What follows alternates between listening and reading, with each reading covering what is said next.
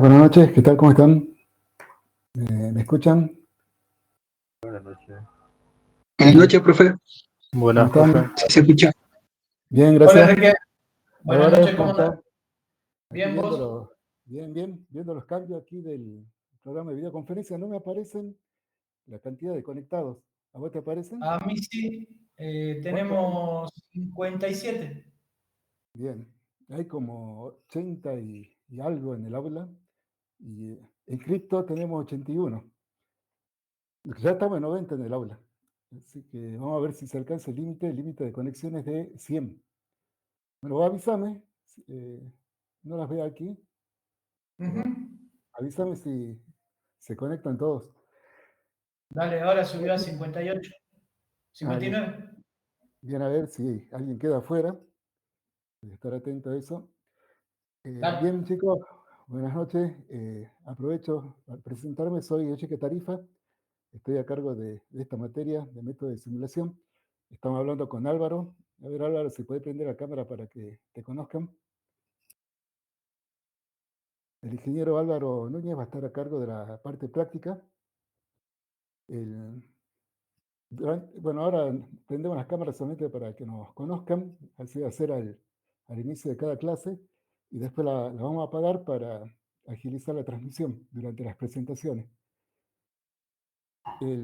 Bueno, ahí están. Cuiden los micrófonos y vamos a comenzar con la clase. Bueno, apago la cámara y cualquier problema enciendan el micrófono y me avisan porque mientras estoy haciendo la presentación no puedo ver el chat.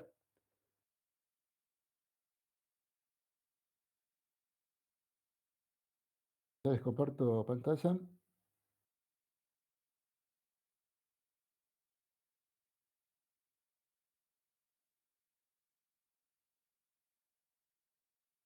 También voy a comenzar la grabación. Si alguna vez me olvido de iniciar la grabación, me avisan. Vamos a ocultar. Como a la hora de la clase, hacemos un alto de 10 minutos. Ahí pauso la grabación. Y bueno, si me olvido de regresar a reactivar la grabación, me avisan, por favor.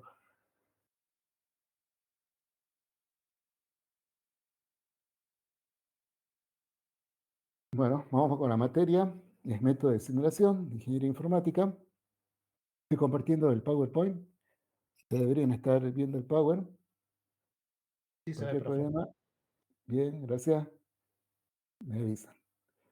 Bueno, estamos usando una herramienta que tiene la aula virtual, que es Big Blue Button. Que, bueno, como es nueva, quizás no la usen todas las otras cátedras. Se las presento. Ya cuando ustedes ingresaron, le apareció esta pantalla. Tienen que seleccionar micrófono para poder hablar, para poder participar de la clase. Después tienen que permitir en el navegador le va a permitir, le va a pedir permiso para acceder al micrófono, tienen que permitirlo, y si todo está bien, cuando ustedes hablen, esta barra verde se va a mover con el nivel de voz, y después presionan unirse al audio, y ya estarán adentro de la videoconferencia, que es donde están ahora.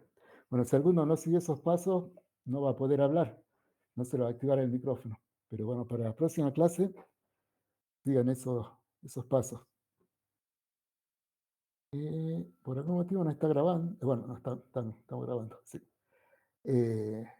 Bueno, aquí tienen, vamos a comenzar, una sección de chat, donde pueden dejar algunas preguntas que las voy a leer en el intermedio, pero si tienen dudas durante la clase, les sugiero que activen el micrófono y hagan la pregunta, ¿no? En cualquier momento de la clase.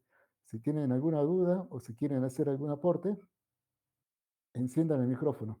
No lo escriban en el chat porque ahí no lo voy a ver. Lo que escriban en el chat recién lo veo en el intermedio o al finalizar la clase. Después tenemos un blog de notas compartidas que a veces lo vamos a usar. Es un blog de notas donde todo podemos escribir y lo que se escribe ahí después se puede descargar junto con cuando vean la grabación del video, van a poder descargar el archivo que hayamos armado. Después abajo tienen para activar el micrófono, la cámara, que no les exigimos que enciendan la cámara, pero en algunos casos les vamos a pedir que enciendan la cámara para conocerlos, pero durante las clases no, porque somos muchos conectados, y así que por la agilidad de la transmisión no vamos a pedir la cámara. Después tienen un botón, el de la izquierda, el de la derecha, que es el de compartir pantalla, que a ustedes no les aparece porque no están en forma de moderador, pero cuando ustedes quieran compartir pantalla para hacer una consulta, para mostrar algo de su computadora, yo les paso el rol de moderador y le va a aparecer ese botón de la derecha para compartir pantalla.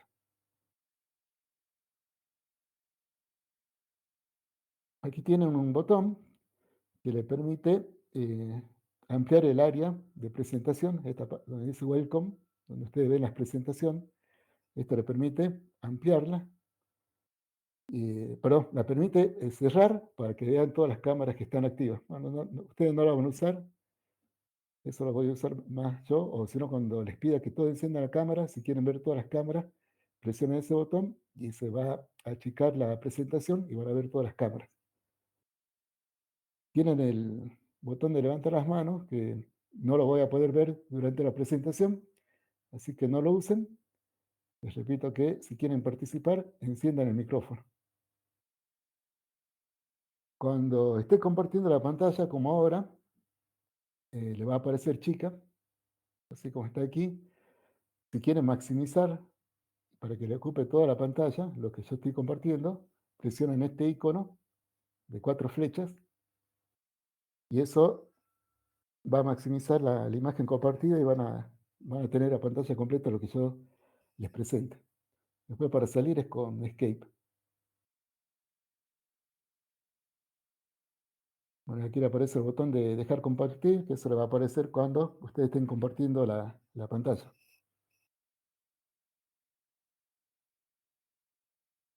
Con eso ya estamos con lo técnico. Vamos ya al contenido de la materia, que es simulación. Pero antes de definir lo que es simulación, necesitamos tener un cierto vocabulario. Y ahora comenzamos a definir ese vocabulario. Vamos a comenzar viendo qué es un sistema. Eso ustedes ya lo vieron en otras materias. Hay varias definiciones de sistema.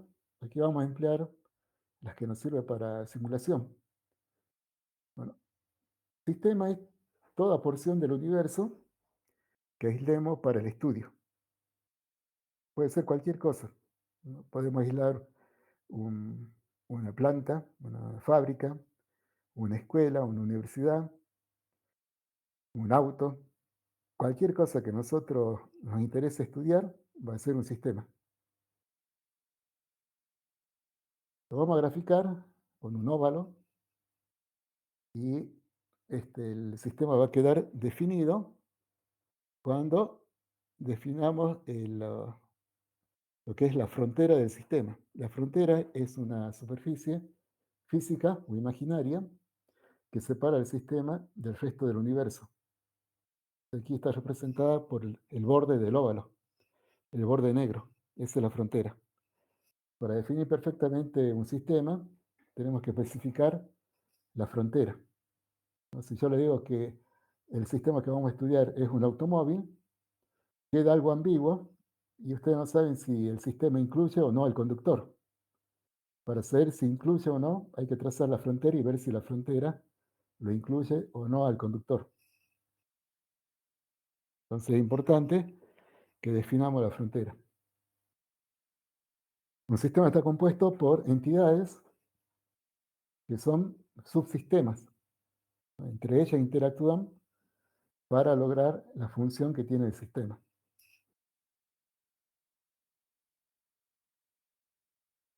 Estas entidades tienen atributos, que son atributos de la entidad y también del sistema. Son propiedades del sistema. Por ejemplo, ¿cuántas ruedas tiene un automóvil? Bueno, la cantidad de ruedas de un automóvil es un atributo, es una propiedad, así que es un atributo. Entonces vamos a ver un ejemplo y qué son todos estos elementos del sistema. Ahora, todo sistema tiene entradas. Las entradas son cualquier cosa material, corriente material, de energía, de información, acción, que ingresa al sistema desde fuera del universo, desde el resto del universo. Entonces, esas entradas están gobernadas por el resto del universo, no por el sistema. Y esas entradas van a atravesar la frontera y van a afectar al sistema. Cuando esas entradas ingresen al sistema, van a sufrir una serie de transformaciones que se denomina proceso. Entonces, todo lo que ocurra dentro del sistema es el proceso.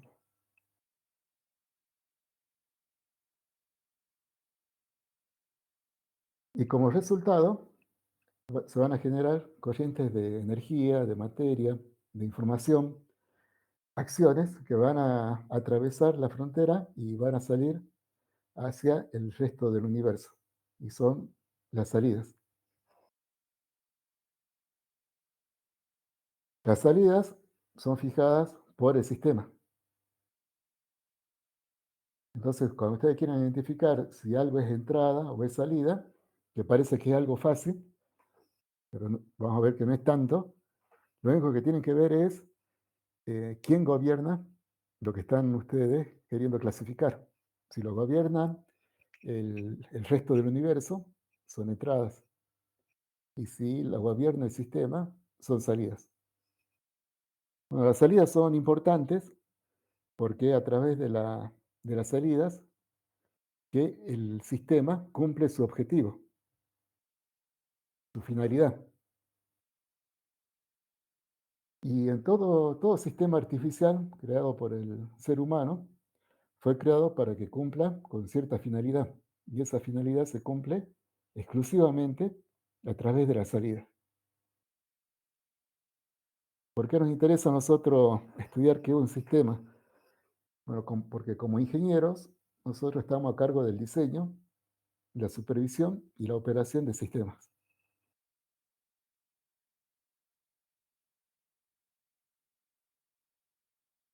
Vamos a ver un ejemplo, y allí me dicen si tienen alguna duda. Veamos un sistema que ustedes conocen bien, una notebook. Veamos el sistema.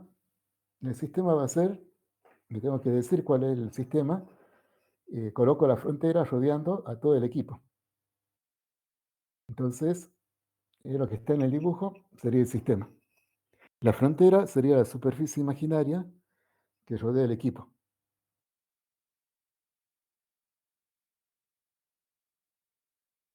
Las entidades, le dije que eran componentes o subsistemas que están dentro del sistema.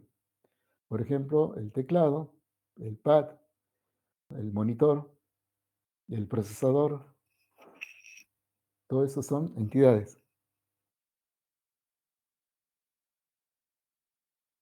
Atributos, y son todas las propiedades que tiene esa entidad. Por ejemplo, si el teclado es español o inglés, la dimensión del monitor, la capacidad de memoria RAM, la velocidad del procesador, todos son atributos. El tamaño del disco.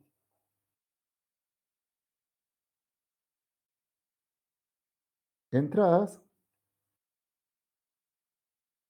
le dije que era todo lo que ingresaba, que era generado desde afuera del sistema y que atravesaba la frontera hacia el sistema. Bueno, las entradas son importantes porque a través de ellas nosotros gobernamos el sistema. Y también hay otras entradas que no están no están bajo nuestro poder y que también tenemos que considerarlas porque también están afectando al sistema. Entonces, entradas que nosotros gobernamos, y bueno, es la presión en las teclas, ¿no? ¿Qué tecla presionamos? Esa la gobernamos nosotros.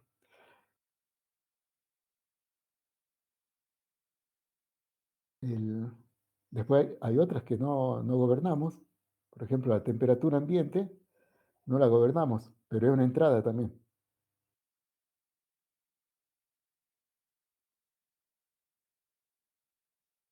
Finalidad, bueno, ya saben, perdón, salidas. Y las salidas es todo lo que genera la notebook y atraviesa la frontera y va hacia el resto del universo. Bueno, podemos verlo con distintos niveles de abstracción. Si lo vemos con el nivel físico, una salida física es la luz de cada píxel. Eso así la vería un físico o un ingeniero electrónico. La salida de este sistema sería la luz de cada píxel. En cambio, un informático vería que es salida la información gráfica que se presenta en el monitor. Entonces, para el informático, que lo estudia de otro punto de vista, la salida sería información, la imagen. Otra salida, el sonido. Para un físico sería el sonido, y para el informático tiene otro nivel de abstracción. Dirá, bueno, es la música o el mensaje sonoro que está dando, el código de error sonoro que está dando. Entonces, eso también serían salidas.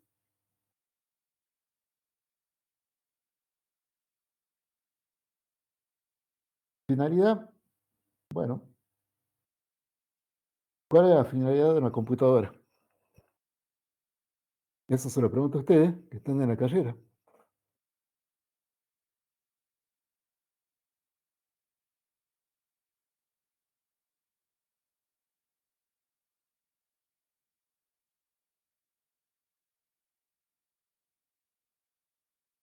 Resolver problemas.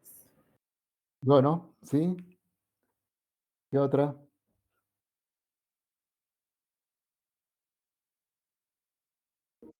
Facilitar el trabajo al que lo usa.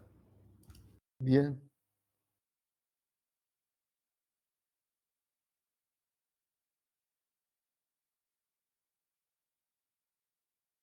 ¿Qué hacen ustedes cuando programan? ¿Qué hace un programa cuando ustedes hacen un programa?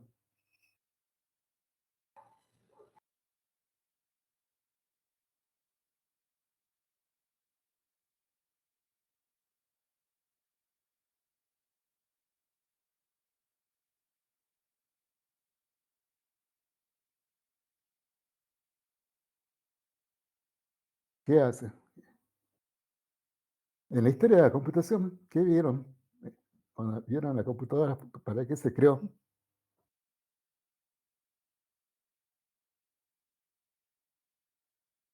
¿Para qué se crearon las computadoras? Procesan datos. Bien, eso fue el inicio. Porque la primera computadora, ¿cuál fue?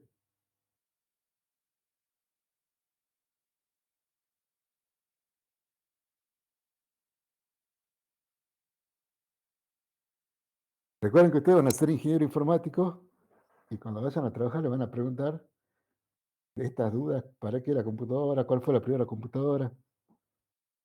¿Por qué se hizo una computadora? ¿Qué necesidad había de hacer una computadora? Y esas son las que básicamente sostienen la carrera.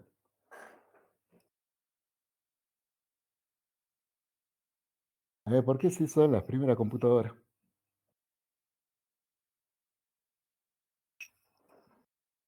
Para Para poder automatizar tareas. ¿Sí? ¿Se acuerdan cuál fue la primera tarea que se automatizó?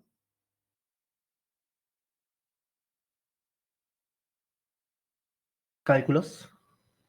Cálculo. ¿Y para calcular qué cosa? Hay, hay varias primeras aplicaciones muy importantes que son las que impulsan el desarrollo de la computadora. ¿Cuáles fueron los primeros cálculos que requirieron la computadora?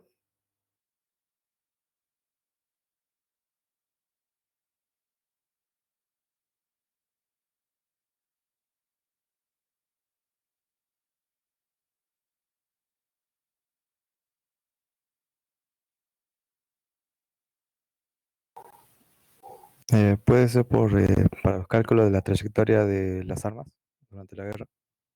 Esa fue una. Esa fue una muy importante, que sí, la primera computadora electrónica fue usada para eso.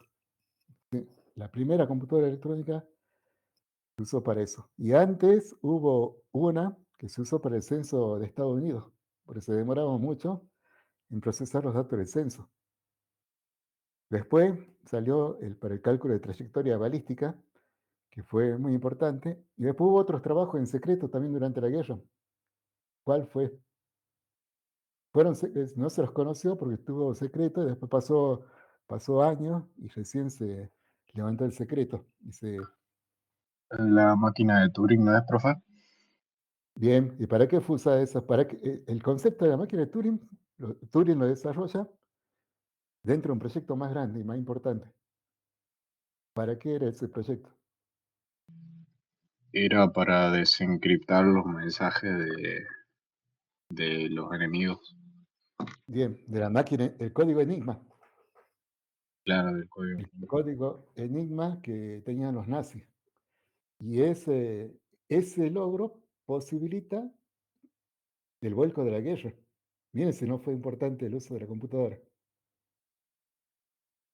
Gracias a que logran desencriptar el código secreto de los nazis y que los nazis no se enteran, logran volcar la guerra, la Segunda Guerra Mundial. Si no, estaríamos, capaz que estamos hablando todo alemán.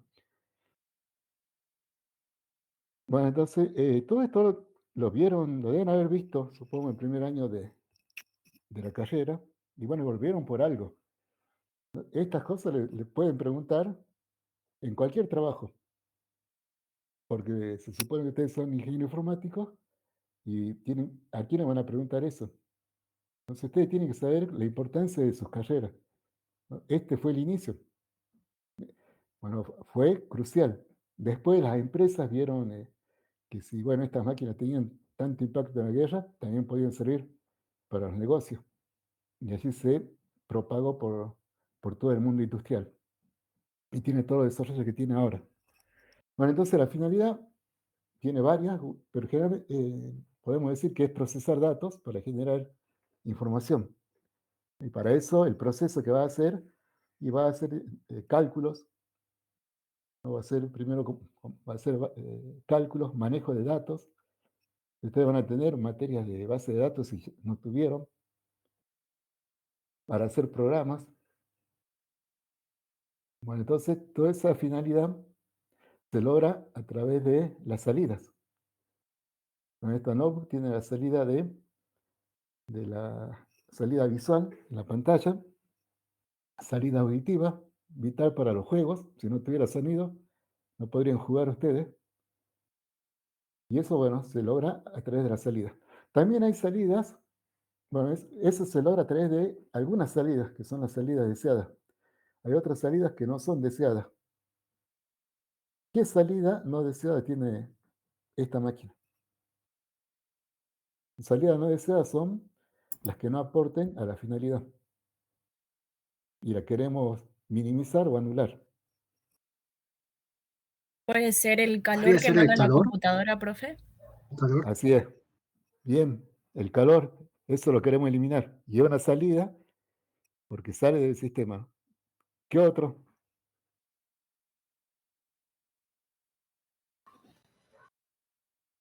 El sonido del cooler de la computadora. Bien, bien, bien. El sonido también es una salida muy importante, ¿no? Que se lo quiere anular. Bien, entonces ahí en salidas tenemos salidas deseadas, que son las que nos interesan, y no deseadas que queremos minimizarlas. En entradas, ya lo vamos a ver también, hay dos tipos de entradas, ya lo había adelantado. Una es la que permiten gobernar el sistema, que son muy importantes. El usuario las tiene que conocer porque esas son las entradas que permiten manejar al sistema. Aquí en este caso nosotros tenemos que conocer para qué sirve el teclado, cómo manejar el teclado, qué es el pad, cómo manejarlo, ¿no? Qué botones tiene esta computadora, ¿no? Qué entradas tiene, qué tipos de entradas. Y después hay otras entradas que no la gobierna el usuario, que está gobernado por otra persona o por el universo, por la naturaleza. ¿Qué entradas no están bajo el poder del usuario?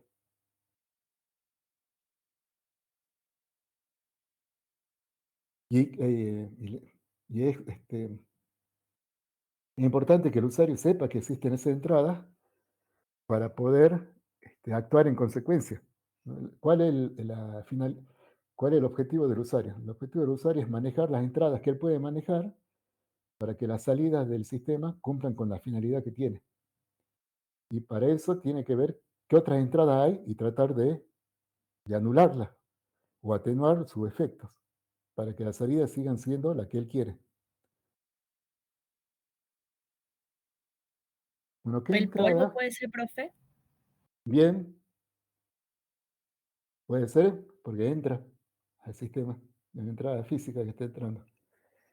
¿Qué otra entrada no gobierna el usuario?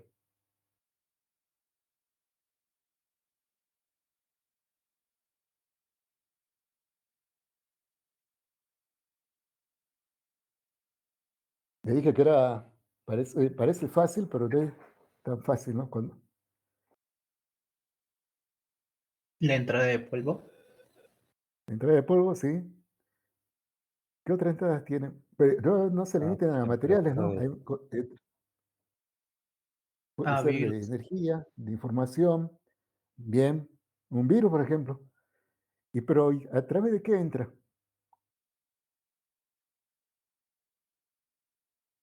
A través de la ¿Cómo red. llega? A través de la red. Bien, ¿y qué cosas de la red entran aquí, en la computadora? Porque para que el virus llegue tiene que atravesar la frontera. ¿Cómo la atraviesa?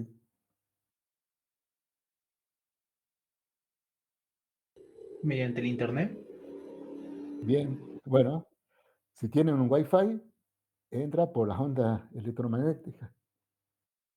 Si tienen un cable, va a entrar por la señal del cable. Y esas entradas ustedes no las gobiernan, para bien y para mal, ¿no? Por ahí puede entrar un virus, o por ahí puede entrar la información que ustedes solicitaron.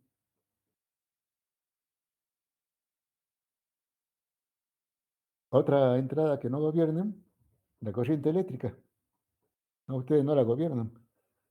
Y la prueba está en que si a usted se le corta la luz porque no pagaron la luz o hubo viento norte, hagan lo que haga, no le llega corriente eléctrica, porque ustedes no la gobiernan.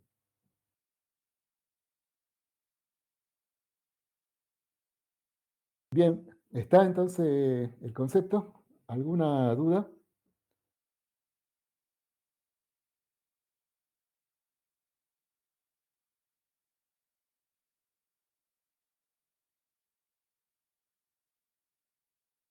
Bueno, continuamos.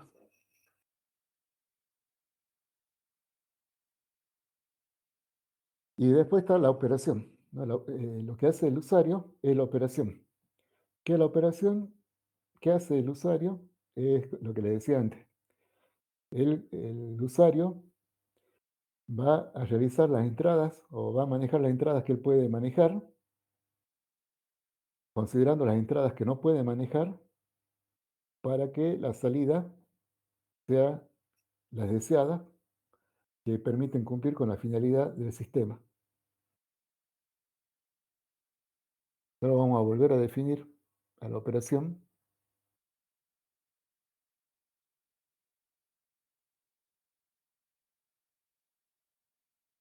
Y vamos con las definiciones. Bueno, sistema es porción del universo que es objeto de estudio.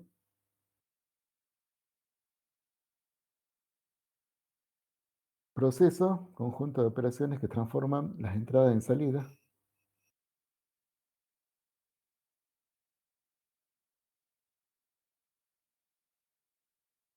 Entidad, componente de un sistema, es un subsistema.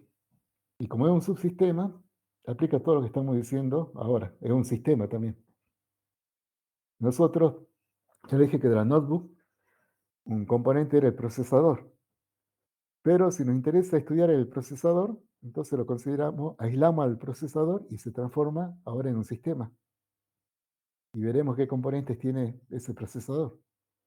La unidad lógica aritmética, el contador, el reloj, esos serían los componentes de ese procesador.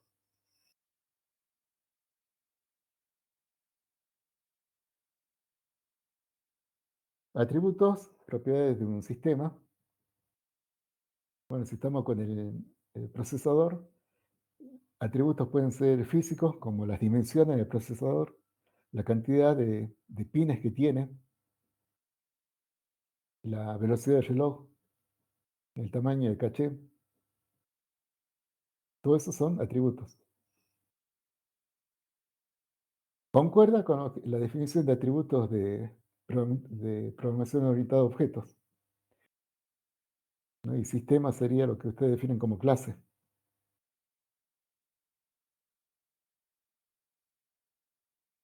Bueno, y con esto ya podemos entrar en simulación.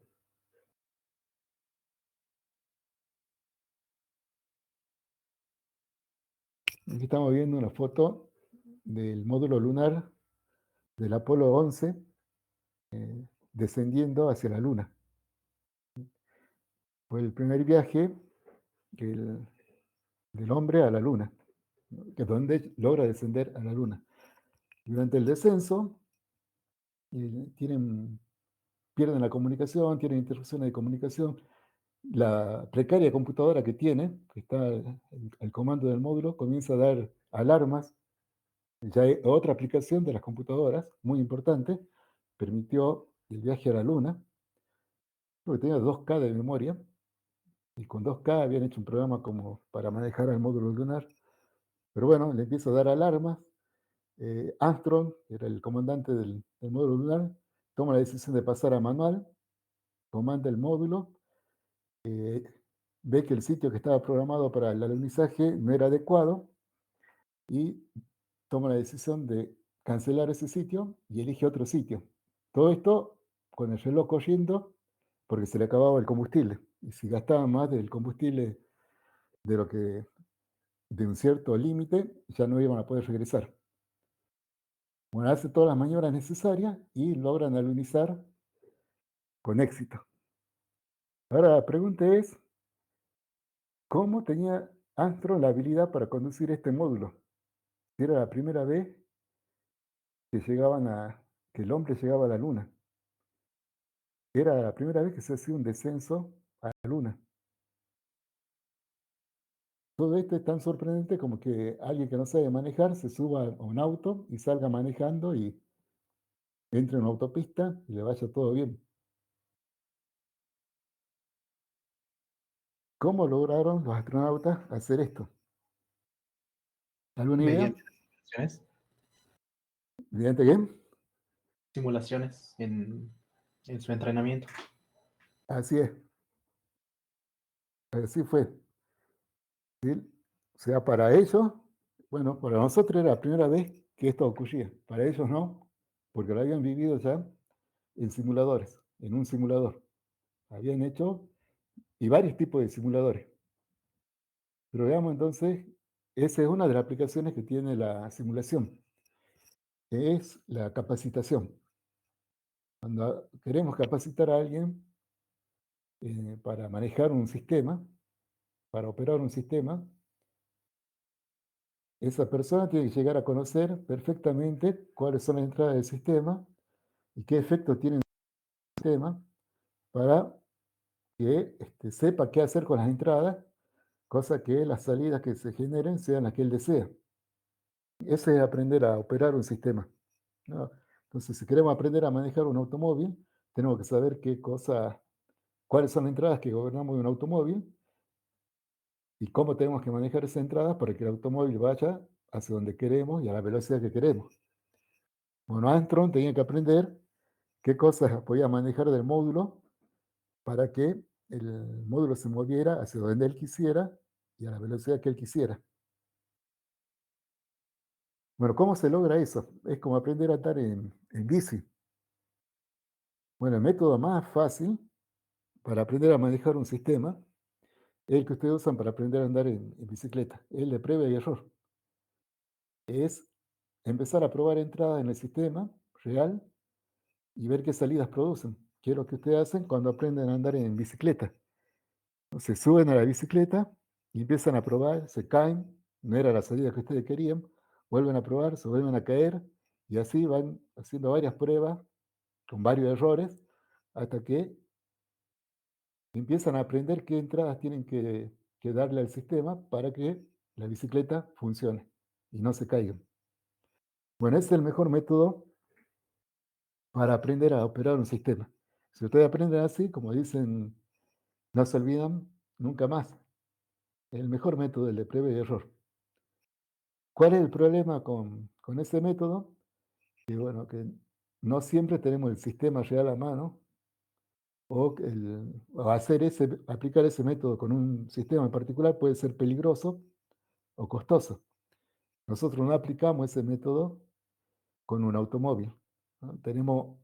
Le hacemos ligeras modificaciones a ese método y ya menos lo podemos aplicar para un módulo lunar. Directamente no se puede tener errores con el módulo lunar. Así que hay que tener otra forma de aplicar ese método. Entonces, vamos a lo que es la simulación. Bueno, esto de que le expliqué para operar un sistema, ¿no? que ahí es necesario saber qué efectos tiene la entrada sobre la salida de un sistema. Lo expliqué para operación, también es importante para el diseño y la supervisión. Si uno quiere diseñar un sistema, tiene que saber qué entradas le tiene que dar ese sistema para que se pueda gobernar el sistema, generando la salida que uno desea. Pero bueno, ahora nos concentramos en la operación para ver cómo es la capacitación y cómo se aplica ahí la simulación, que es una de las aplicaciones. En la capacitación, el método ideal es dar una introducción teórica. En la introducción teórica tenemos que el que está aprendiendo tiene que saber qué componentes tiene el sistema, qué entradas tiene el sistema, y qué salidas tiene, y cómo se debería operar. Es lo que ustedes hacen en un curso de conducción. Toda la parte teórica, ¿no? qué cambios tiene, cuándo hay que colocar los cambios, cómo se pisa el embrague, cuándo hay que pisar el acelerador, el freno, bueno, todo eso es teoría, que hay que conocerla, ¿no? Mucha gente desprecia la teoría y es un error. Si ustedes no tienen una buena teoría, después van a perder mucho tiempo en la práctica. No cometan ese error. La teoría no es todo, y ese otro error también cree que con la teoría ya está todo. Pero tampoco la teoría no se la puede despreciar, es muy importante. Entonces, ustedes tienen que dominar la teoría de la informática. Por eso les preguntaba a ustedes cómo se generó la computadora, cuáles fueron las primeras aplicaciones, todo eso es teoría. La tienen que saber. Cómo funciona la computadora, la tienen que saber. Bueno, toda la parte teórica se da por sentado que la tienen que saber. Entonces, para un sistema, para aprender a manejar un sistema, primero tienen que tener una introducción teórica, una buena teoría. Una vez que dominan teóricamente cómo se opera el sistema, van a hacer un plan experimental. El plan experimental es, ustedes van a planificar qué entradas vamos a hacer al sistema, porque me interesa observar qué salidas generan esas entradas. Entonces, si queremos aprender a manejar un automóvil, aquí el plan experimental sería, bueno, primero le vamos a enseñar a arrancar el auto. Después le vamos a enseñar a poner los cambios. Después que ya salga, que doble, izquierda para la derecha, que aprenda a manejar los guiños. Bueno, ese es el plan experimental. ¿Qué secuencia, cómo vamos a ir modificando las entradas para ir aprendiendo qué salidas producen el sistema? Ahora hay que ejecutar este plan experimental. Esto lo escribimos en un papel y ahora hay que empezar a ejecutarlo para ver cómo responde el sistema. Entonces, el plan experimental es la lista de entradas que pensamos aplicar al sistema. Y después la aplicamos. Y ahí vamos aprendiendo por ensayo y error. A ver, esta entrada produjo una salida deseada, aprendo eso. La otra entrada produjo una salida no deseada, la descarto y eso voy repitiendo hasta que aprendo a manejar el sistema. El problema, como les decía, es que Este es el mejor método para aprender y este es el mejor método para capacitar. El problema es que en la etapa 3 muchas veces no la podemos ejecutar con el sistema real porque es costoso, es peligroso o directamente no existe todavía. Y ahí entra la simulación. Aquí tenemos el sistema real. Nosotros queremos saber qué pasa cuando modificamos algunas entradas, cómo varían las salidas de ese sistema, pero no lo podemos hacer por los motivos que le dije, porque el sistema es, porque esto sería peligroso, porque es costoso o porque no existe todavía el sistema, como el caso del módulo lunar. Entonces, ¿qué se hizo? ¿Qué se hace en esos casos? Se crea otro sistema, que es un sistema simplificado, que va a copiar ciertas características del sistema real, no todas, va a copiar las características más importantes, las características relevantes.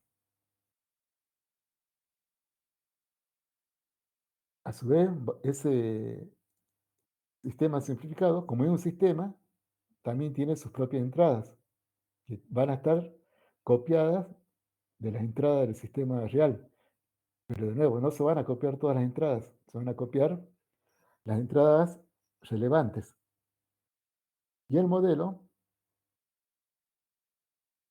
también por ser sistema, tiene sus propias salidas, que van a estar vinculadas con la salida del sistema real. De nuevo, no con todas las salidas, sino con las salidas relevantes. Ahora yo le estoy diciendo características relevantes, entradas relevantes y salidas relevantes. ¿Cómo sabemos cuáles son las características relevantes? ¿Cuáles son las entradas relevantes y cuáles no? ¿Y cuáles son las salidas relevantes y cuáles no? Bueno, eso lo va a fijar el objetivo del estudio.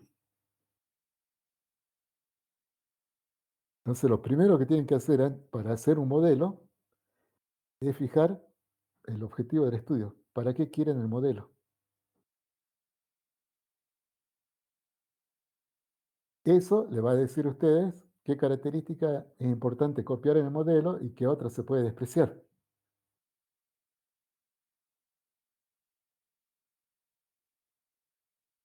No, para un ingeniero electrónico que quiere simular una computadora, para él es importante copiar todo lo que es las propiedades físicas, ¿no?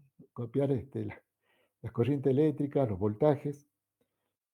En cambio, para el informático, eh, para el mismo sistema que una computadora, no le interesan las corrientes ni las intensidades, le interesan los datos, la información. Para un ingeniero de materiales, que tiene que simular la conducta térmica de la computadora, tampoco, no le interesa ninguna de esas cosas de la computadora. Lo que le interesa es qué tipo de materiales tiene, ¿no? Qué dimensiones físicas tiene. Y ustedes ven entonces cómo para el mismo sistema real se construyen distintos modelos, dependiendo del objetivo. Ustedes cambian el objetivo y tienen que cambiar el modelo para el mismo sistema real. Bueno, este proceso de crear el modelo, copiando las características relevantes del sistema real, se llama modelar.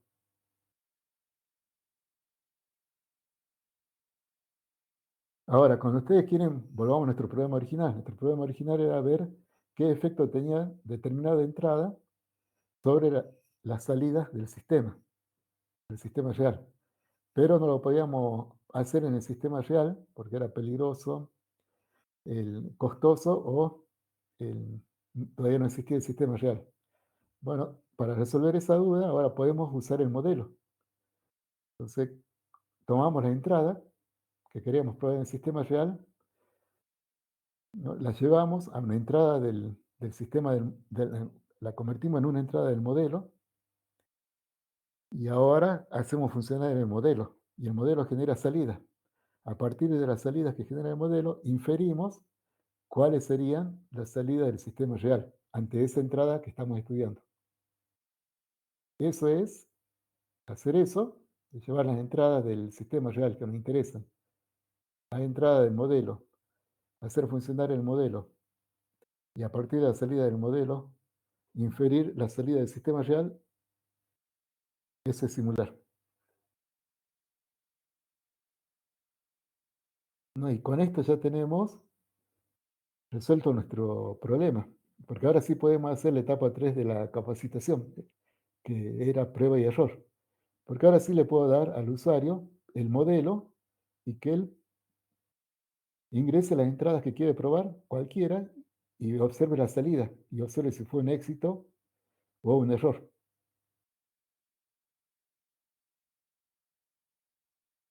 Y ahora sí, entonces, con el modelo podemos completar ese ciclo de capacitación. Bueno, y así es como se capacitaron los astronautas para manejar el módulo lunar. ¿No? Tenían un simulador del módulo lunar, era un simulador físico, y allí practicaron varias horas de capacitación y aprendieron a manejarlo. ¿Alguna duda de esto?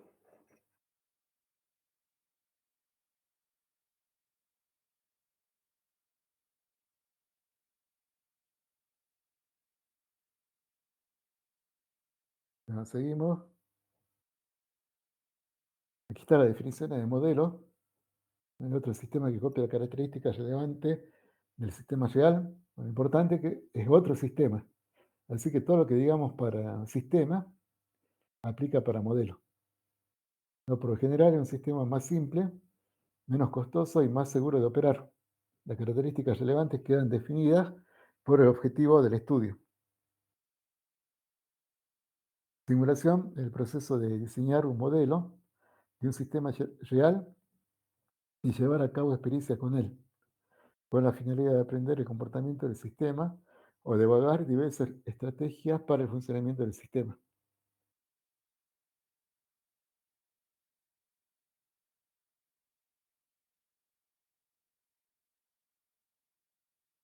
Bueno, el modelo puede ser un modelo, un sistema físico, como el que tenían los astronautas. Los astronautas tenían una cabina que reproducía todos los detalles del módulo lunar, con botones, perillas, pantallas, y allí ellos se capacitaron, y además tenía, eso sería la interfaz del modelo, pero, a ver, bueno, a ver, aquí hacemos una pausa y tomamos 10 minutos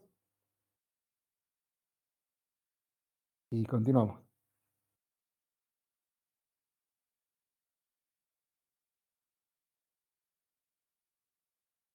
Les presento, ¿me están escuchando? Sí, profe. Bien, gracias. Antes de continuar con la teoría, les presento el aula. Ya accedieron al aula virtual. Bueno, vieron que va a ser un cuatrimestre difícil.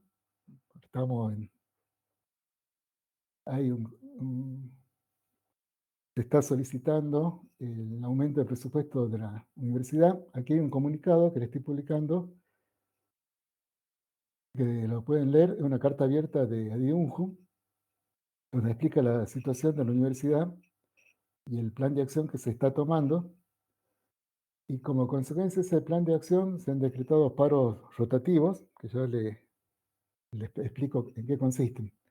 Bueno, eso fue el motivo por el cual se postergó el inicio de las clases. Hay un motivo y está en esa carta abierta que usted la tiene aquí, la pueden acceder. Ahora le habilité estos componentes del aula, fundamental que lo conozcan. Tienen el foro novedades.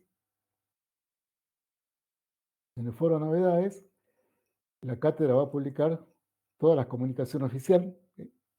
Todo lo que sea oficial lo vamos a comunicar por este canal, ¿no? Y lo que publicamos aquí lo damos por conocido, así que ustedes tienen que acceder por lo menos una vez por día. Nosotros vamos a publicar todas las las noticias importantes, todo lo oficial se hace por este medio, por este foro. En este foro solamente publicamos nosotros, los profesores de la cátedra. Ustedes no pueden publicar. Y aquí ya tienen algunos mensajes. Esto se lee de abajo para arriba. Entonces, primero es la bienvenida. Le explicamos qué es este foro. El segundo mensaje, ya tienen actividades. Les pedimos que lean el material que está disponible en el módulo material y que lean este documento, indicaciones y actividades iniciales, y hagan esas actividades. ¿No? El plazo para realizar esas actividades es de 1 semana. Al cabo de ese plazo, quienes no hayan cumplido con lo solicitado serán desmatriculados del aula virtual. Aquí tomamos esta medida porque como para inscribirse en el aula, para matricularse, el aula se abrió. Así que varios se inscribieron en el aula y nosotros no sabemos si van a cursar la materia y si están en condiciones de hacerla. Entonces, los que sí están por cursar la materia tienen que cumplir con las indicaciones que están aquí. Nosotros vamos a hacer el control dentro de 1 semana y bueno, los que no hayan cumplido, suponemos que entraron a ver de qué se trataba y no van a cursar la materia. Ya vemos ese documento. Y el siguiente mensaje, paros rotativos, fue una medida que se tomó ahora, que se decretó paro estos 3 días. Son 6 días de paro. A nosotros nos afectan en 3 clases, pero como ya vamos a perder muchas clases, y para no discontinuar el dictado, lo que vamos a hacer es, nosotros apoyamos totalmente el paro, en la cátedra estamos de acuerdo con lo que se está pidiendo, pero también estamos viendo que tenemos pocas clases en la semana, y justo estos días de paro afectan esas clases.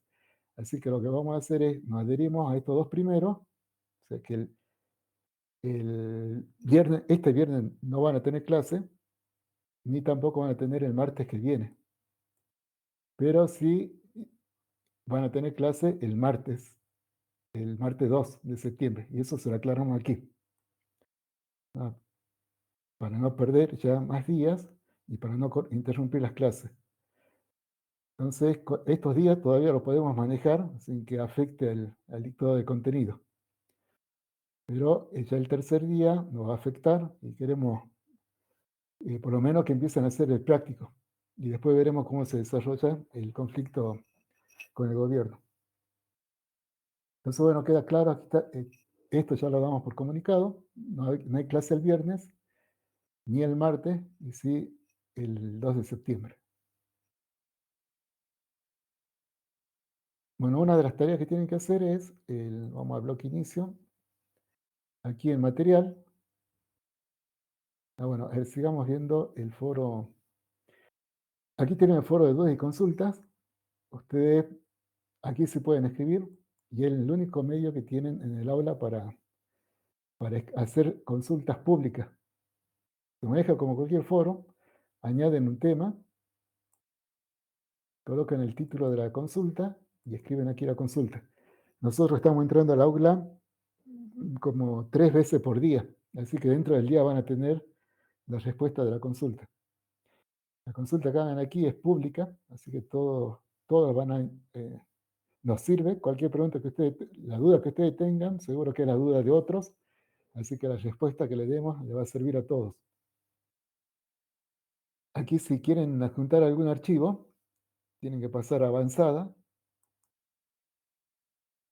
y le aparece ahora, aparte de escribir el mensaje, le aparece la opción de adjuntar archivo.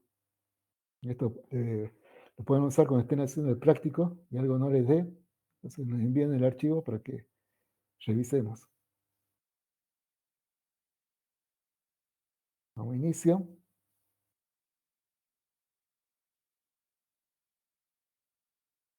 Bueno, después tienen participantes, aquí están todos los que están en el aula. Aquí estamos nosotros. Si ustedes quieren mandarme un mensaje, van a hacer clic aquí y pueden enviar un mensaje. Este mensaje es privado. Lo tienen que usar si tienen algún problema particular o alguna consulta en particular que no quiere que sea pública, bueno, envían un mensaje privado. Y por eso nosotros le vamos a responder también en forma privada. Todo eso y más está aquí en material. Vamos a material. Que esto es lo que tienen que leer. Así que los días que dediquen ese tiempo a cumplir con la lectura y las indicaciones que le damos aquí. Vamos a ver estas indicaciones de actividades que las tienen que cumplir. Tienen una semana para hacerlo. Bueno, aquí está cómo se registra la asistencia automática. ¿Qué tienen que hacer los invitados? Los que ingresaron al aula para ver la materia, para refrescar antes de rendir, pero que no van a ser estudiantes. La tarea que tienen que hacer, modificar el perfil de usuario, modificar el nombre y apellido para que coincida con el Zoom. Si algunos creo que no lo pueden hacer porque está el ojo virtual, tomó algunas medidas, pero que puedan modificar el nombre, modifiquen el nombre para que concuerde con el Zoom. Así que vean cómo están ustedes en el Zoom, copian eso y así modifican en el perfil de dibujo virtual. Aquí tienen el link para acceder a sus preferencias y ahí hacen todos estos cambios. Modifican el nombre y el apellido para que concuerde con el Zoom. También suben una foto tipo carnet. Los que no tengan esa foto lo suben. ¿No? Varios ya la tienen, así que no es necesario que vuelvan a subir. Que sea tipo carnet porque la foto es chiquita. Queremos conocerlo, ¿no? Que no sean solamente ustedes, no estén con la mascota y que se vea bien la cara. Después, bueno, la lectura de materia de interés, tienen que leer la guía rápida del aula, que está aquí. Ahí está cómo se maneja el aula virtual, qué tipo de mensaje pueden enviar por el aula, cuándo es público, cuándo es privado. La estructura del aula está aquí. Ya la damos por conocida.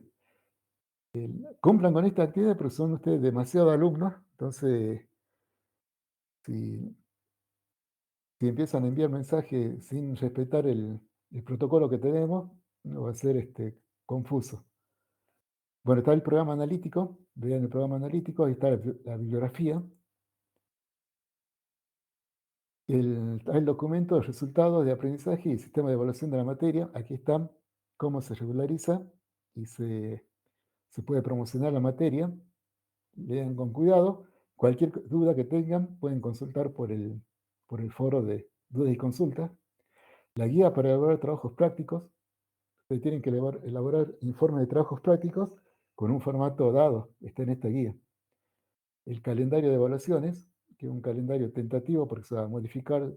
Sabemos que va a haber varios paros, así que se van a ir modificando este calendario. Los horarios de consulta, ¿no? Cuándo pueden realizar consultas. Los medios de consulta, vean bien esto, ¿no? Pueden hacer por mensaje, por correo dentro del aula, por el foro de dudas y consultas, por videoconferencia.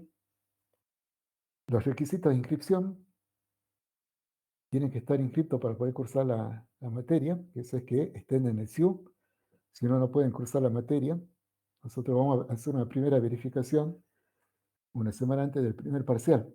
Los que no estén en condiciones no estén inscritos en el SIU, no van a poder rendir el parcial. Así que si tienen algún problema con la inscripción, arreglen antes del primer parcial. Bueno, ¿cómo son las clases? La grabación de las clases, ¿dónde va a estar disponible? La grabación está disponible una semana solamente. Así que y es solamente un respaldo, ¿no? Ustedes tienen que asistir a las videoconferencias para participar. La grabación es solamente para que tengan un repaso y dura solamente una semana. Después se borra sola.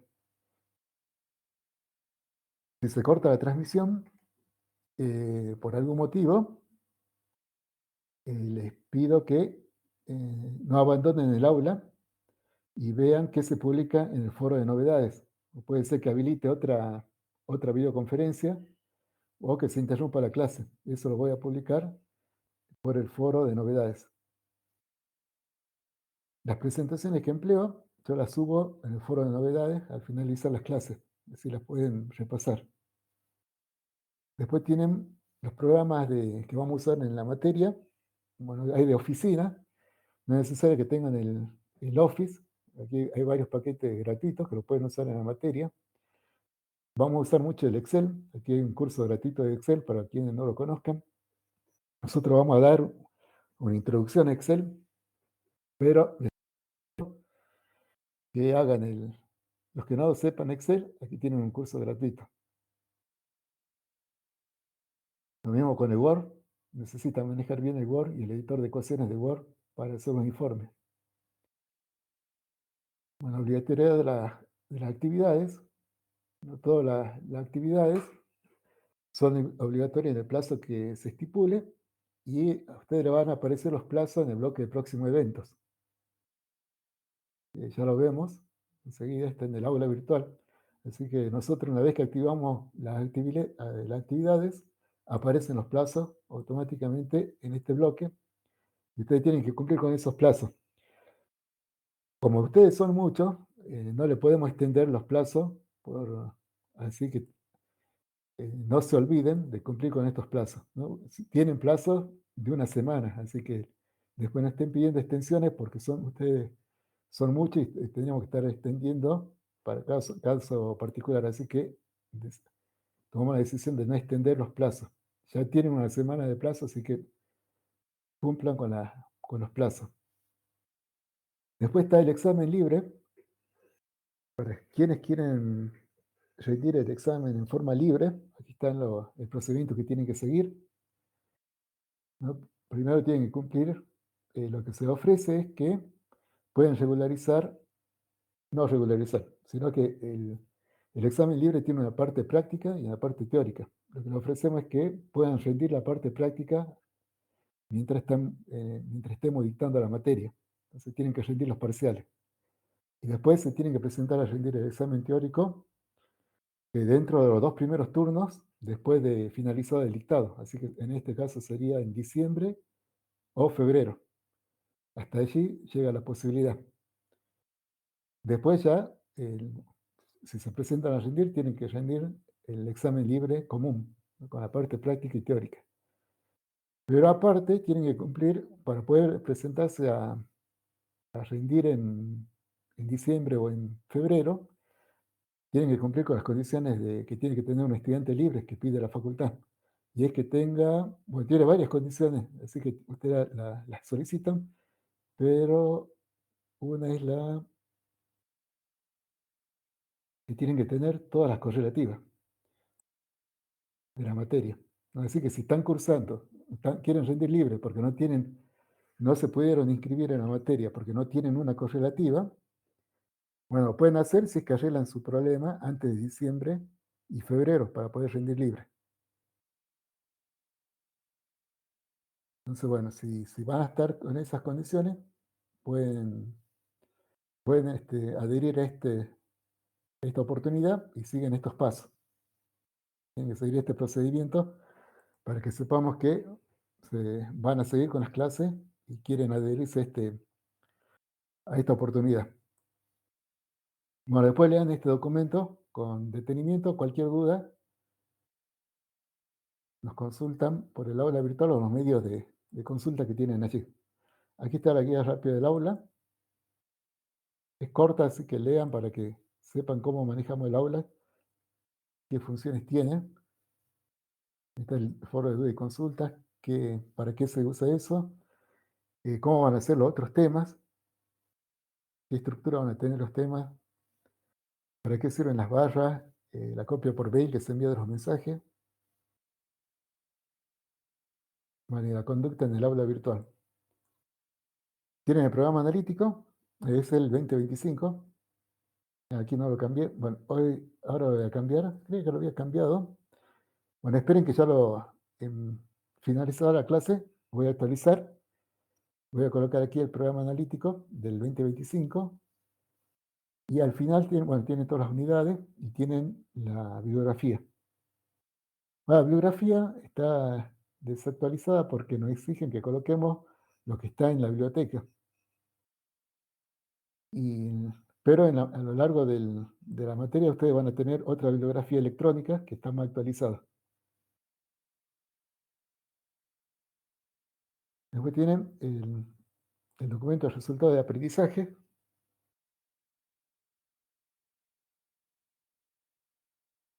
Bueno, vean todo esto. Aquí está cómo se evalúa, las condiciones para regularizar, para promocionar. Está todo escrito, así no hay males entendidos, cómo el examen final y cómo el examen libre. Guía para la evaluación de trabajos prácticos. Cuando tengan que hacer el informe de trabajos prácticos, aquí está el formato que tienen que seguir.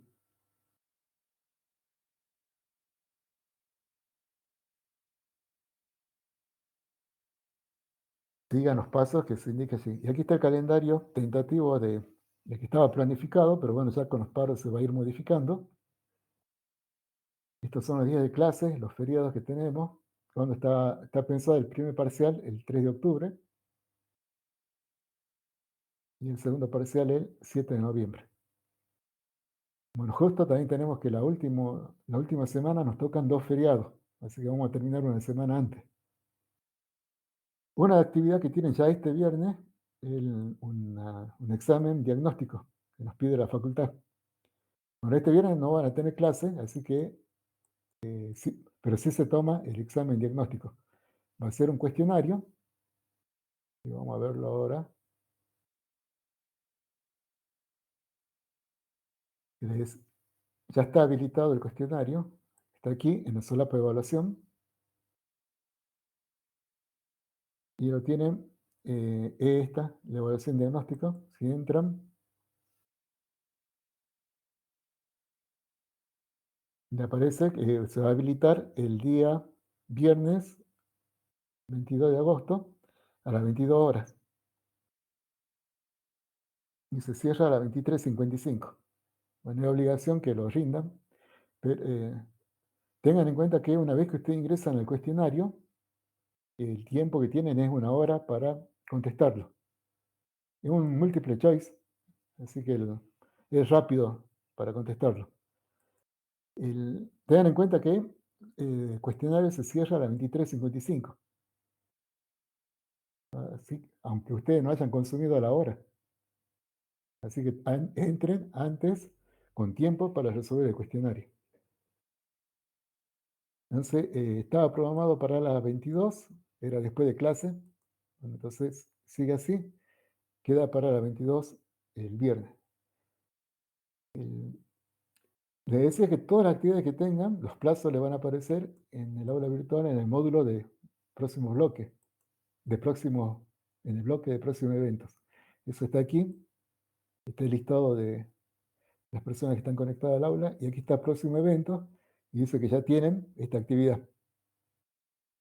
Entonces siempre revisen este bloque.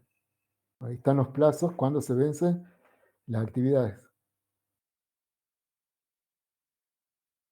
Bueno, creo que eso es todo. ¿Alguna duda?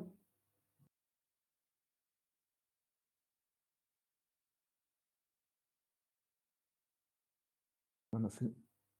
No hay dudas.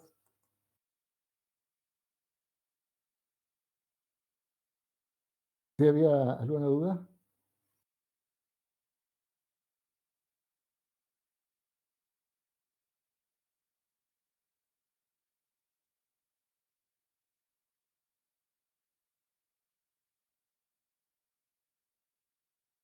Bueno, seguimos entonces con la presentación.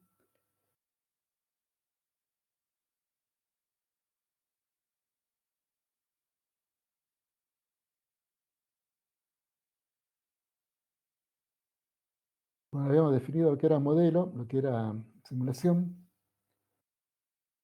Y aquí tenemos, les decía que un modelo puede ser físico, como el caso que tenían los astronautas. Aquí hay un modelo físico que se usa para los ensayos de seguridad de los automóviles, que se quiere simular un choque y ver qué consecuencias tiene sobre los pasajeros. Bueno, eso se hace por simulación, y se usa un modelo físico que es el automóvil. Cada automóvil que se fabrica tiene que pasar por este ensayo. Entonces se usa, las fábricas entregan un automóvil, eso se lo usa como modelo, se simula el choque, y ese tipo de simulación se llama simulación por identidad, porque el modelo es el mismo que el sistema real. Es el mismo sistema real, salvo el conductor, que se colocan aquí unos muñecos con sensores, es el mismo sistema real. Después tenemos simulación por cuasi identidad, donde se usan elementos de la realidad, pero ya menos características, no todas las características. En el otro se provocaba el choque, aquí ya no se provoca hay algunos elementos de la realidad que no se copian, sino se usan parte del sistema real. Por ejemplo, lo que es un simulacro de un accidente, para que la fuerza de seguridad y de salud puedan practicar. Entonces, el accidente no se provoca, pero sí el sistema real entra en acción, para ver cómo aquí se hace entonces la simulación también con un modelo físico, pero no se copia por eso es cuasi, no se copia toda la característica del sistema real.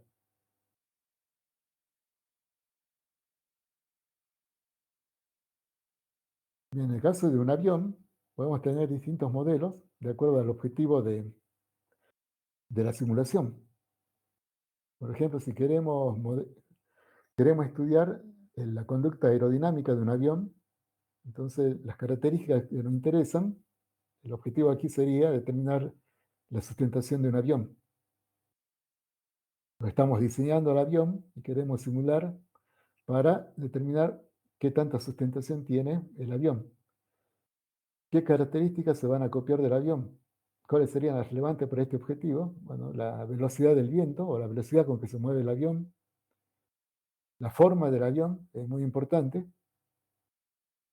Y no son relevantes, por lo tanto no se van a copiar en el modelo, el material con que está construido el avión y los instrumentos que tiene, entre otras cosas.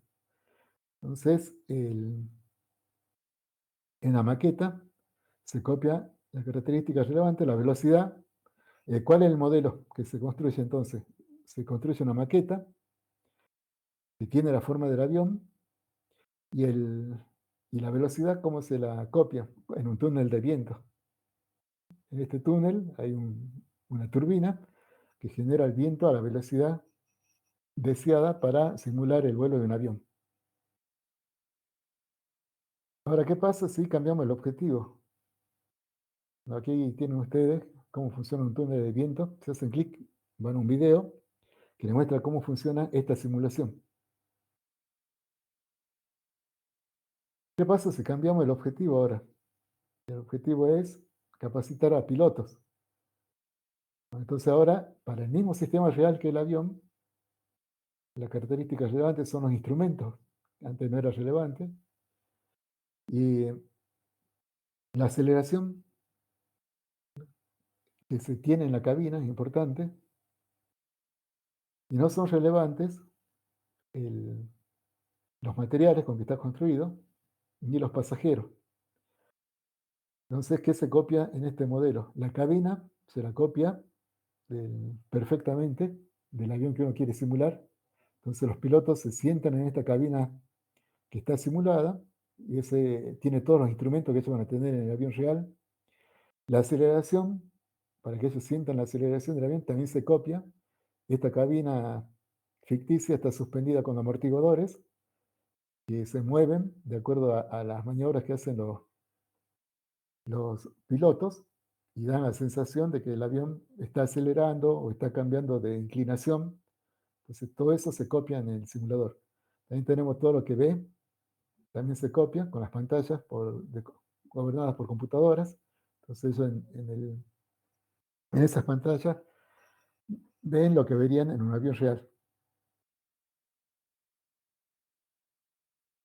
Entonces, todo esto son modelos físicos, pero nosotros nos vamos a concentrar en otro tipo de modelos que son los modelos simbólicos. Los modelos simbólicos van a ser modelos formados por por modelos matemáticos o probabilísticos o lógicos.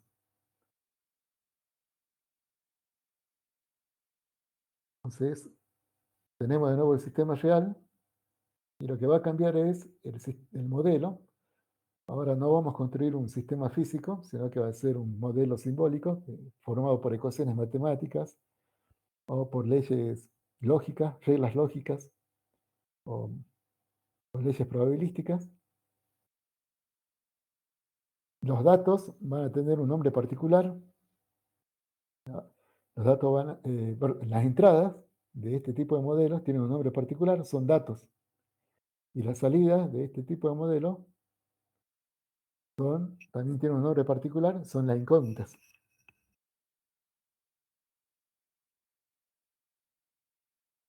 Bueno, la forma del modelo, que se copia del sistema real en nuestro modelo, de nuevo está dado por el objetivo de la simulación. Hacer esa copia del sistema real al modelo, de nuevo es modelar, y ahora para simular, que era copiar una entrada a datos, tenemos que llevar la entrada, transformarla en datos del modelo, resolver el modelo, averiguar el valor de esas incógnitas y a partir de las incógnitas inferir la salida del sistema real. O sea que simular es resolver el modelo o evaluarlo.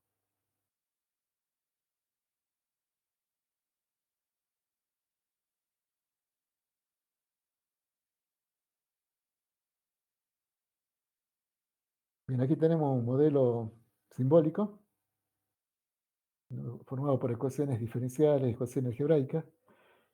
Es un modelo matemático y esto hay que darle la suficiente cantidad de datos para poder resolver este sistema de ecuaciones. Es un sistema de ecuaciones.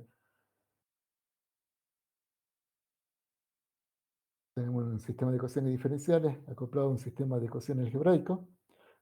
Y como decía, para resolverlo, tenemos que primero averiguar cuántos datos necesita el modelo. Y una vez que le hayamos suministrado la cantidad necesaria de datos, hay que lograr determinar el valor de las incógnitas de este modelo. O sea, hay que resolver el modelo. Y ese es el problema que tenemos. No vamos a tener un modelo que hay que resolver o evaluar. Para resolverlo tenemos dos caminos. Una es la solución analítica, que es cuando nosotros despejamos las incógnitas del modelo. Y eso lo podemos hacer cuando el modelo es simple. Ustedes en física vieron el modelo del péndulo. Y en el modelo del péndulo se puede despejar la incógnita periodo. Y vemos que el periodo es en función de la longitud de la cuerda y de la aceleración de la gravedad. Bueno, ahí lo pudimos resolver en forma analítica. Si tenemos una ecuación cuadrática, si el modelo está dado por una ecuación cuadrática, donde A, B y C son datos, entonces la incógnita va a ser X.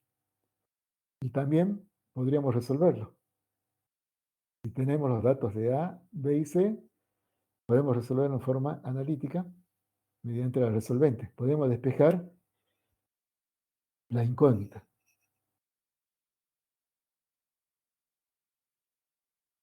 Si el modelo es lineal, esto es que se puede representar como un sistema de ecuaciones lineales. Aquí deberían ser datos todos los coeficientes A, A1, A1, todos los A tienen que ser datos. Y las incógnitas serían todos los X. Cada una de estas ecuaciones son ecuaciones lineales, porque en cada término aparece una sola incógnita, y cada vez que aparece la potencia 1. Entonces es una ecuación lineal. B también tiene que ser datos. Entonces, si tenemos como datos A y B, todo sistema de ecuaciones lineales se puede resolver. Lo podemos transformar a la notación matricial, que ustedes vieron en álgebra.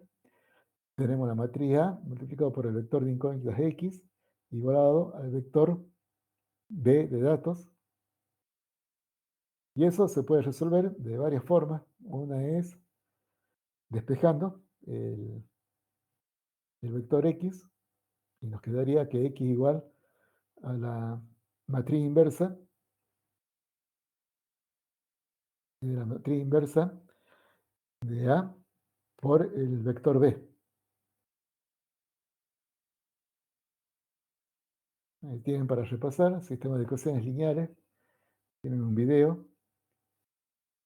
Y ahora, ¿qué pasa cuando el sistema no es lineal? Bueno, ahí ya la cosa se complica, porque generalmente no se puede despejar las incógnitas. Si el sistema matemático que constituye nuestro modelo está formado por ecuaciones no lineales, generalmente es difícil o imposible despejar las incógnitas. Entonces, ¿qué se puede hacer ahí? Bueno, una cosa que se hace es transformarlo en lineal. Eso se llama linealizarlo.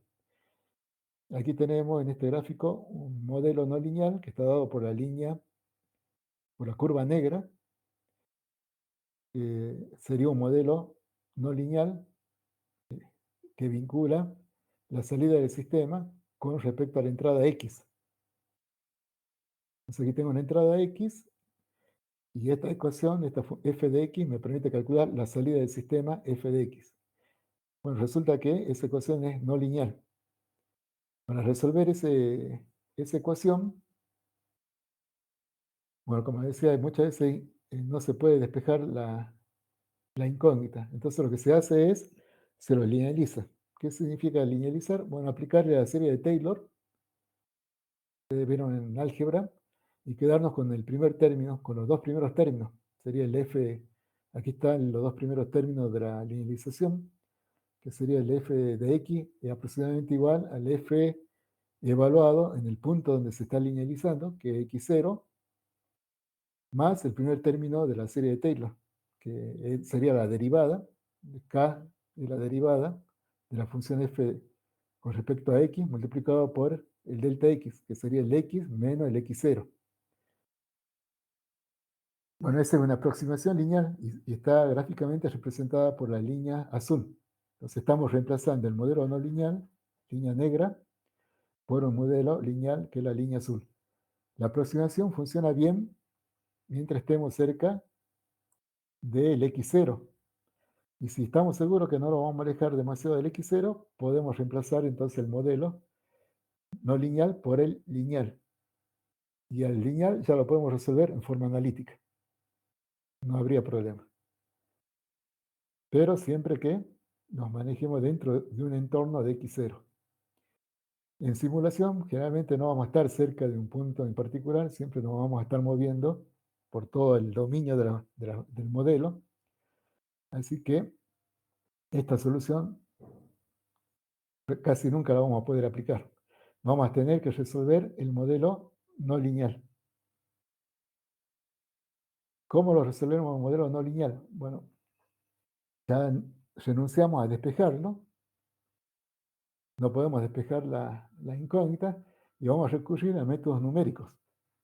Ustedes lo vieron en cálculo numérico, vieron métodos numéricos, por ejemplo, el que sirve para encontrar la raíz de una función.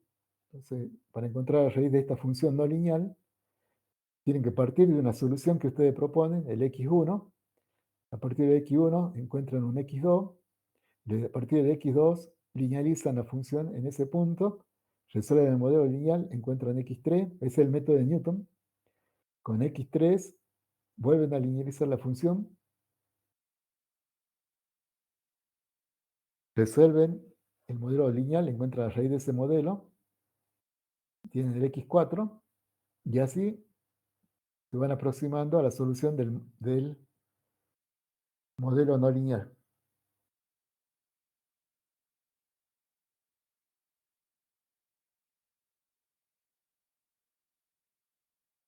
Bien, eso les genera una tabla de iteraciones donde ustedes proponen aquí están las características de un método numérico, que son las características que vamos a enfrentar en simulación. Si resolvemos un modelo con un método numérico, vemos los inconvenientes que tiene. Primero, hay que proponer una solución inicial. El x0 se lo tenemos que proponer. Y ese x0 tiene que estar cerca de la raíz de la solución del modelo. Después comenzamos a iterar con el método que elijamos. Entonces, la primera solución que nos arroja el x1 es una mejor aproximación que el x0 que que le dimos. Después tomamos ese X1 y lo refinamos para obtener un X2, que es mejor aproximación. Y así vamos avanzando con el método numérico. Ahora vemos el problema que tiene. Primero hay que proponer una solución inicial. Si esa solución inicial es mala, el método no llega nunca a la solución real. El otro problema es que tenemos que iterar varias veces. Y tenemos que decidir cuándo nos detenemos, ¿no? Sabemos que cada paso que damos, la solución es mejor, pero no podemos estar hasta el infinito. Tenemos que decidir hasta cuándo. Como hay que parar esto en una cantidad finita de iteraciones, tenemos que aceptar que la solución que encontremos no va a ser exacta. Va a tener un error numérico. Por ejemplo, aquí, si nosotros hubiéramos quedado en la cuarta iteración, veríamos que el 1 no es seguro, porque después cambia a 0. Este 1 después cambia en las soluciones siguientes. Entonces, recién tenemos asegurada esta cifra. Entonces, esa es otra característica del método numérico, que la solución que obtengamos no va a ser exacta.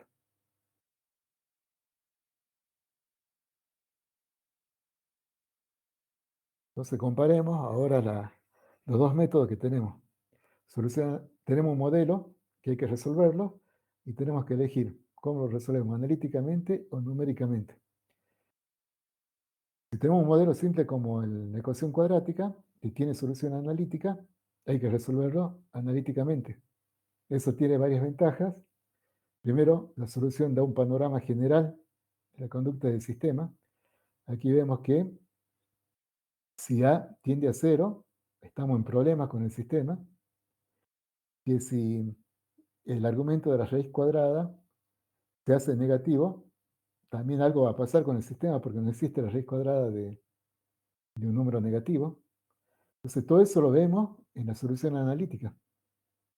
También vemos que el sistema tiene dos soluciones, porque es más y menos. Y la solución analítica nos va a reportar las dos soluciones. Así que es un panorama general de la conducta del sistema. La otra ventaja es que si cambian los datos, si cambia A, B y C, no tengo que volver a resolver el modelo, solamente tengo que volver a evaluar la solución. Cambio los datos en la solución y tengo los nuevos valores de la solución. La solución es exacta. Esta es la solución. Yo no decido que detener el cálculo en algún punto. Resuelvo esta ecuación y la solución es exacta.